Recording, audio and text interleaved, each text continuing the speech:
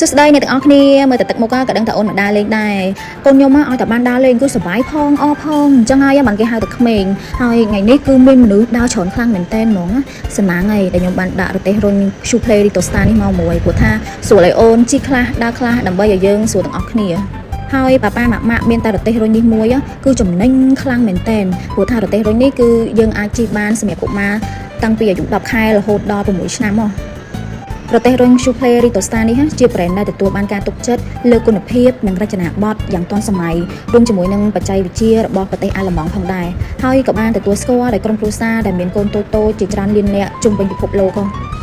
ប៉ាប៉ាម៉ាម៉ាមិនបារម្ភថាអូនអង្គុយទៅធ្លាក់ព្រោះថាកៅអីនេះគឺភ្ជាប់ដោយខ្សែសុវត្ថិភាព5ចំណុចដែលយើងអាចដកបានដាក់បានពេលដែលកូនយើងធំបន្តិចហើយក៏មានរបាសម្រាប់កាន់ដើម្បីឲ្យអូនមានសុវត្ថិភាពផងដែរនិងមានបង្អែកខាងក្រោយខ្ពស់អាចពង្រីកបានពីទីតាំងហើយក៏មានដំបូលគ្របការពារ UV អាចទាញឲ្យធំក៏បានដែរសម្រាប់កន្លែងដាក់ជើងអាចបត់បានយ៉ាងងាយស្រួលពិសេសឈ្នាន់ការពារការរអិលសម្រាប់កូនយើងហ៊ានធាក់ជិះកង់បានយ៉ាងសុវត្ថិភាពអត់ដឹងមកទេកូនខ្ញុំឲ្យតែបានជិះគឺអត់ចង់ចុះហ្មងអញ្ចឹងហើយប៉ាប៉ាម៉ាក់ម៉ាក់អាចទៅមើលបាននៅ Santa Barbara Cambodia អរគុណអ្នកទាំងអស់គ្នាបាយបាយ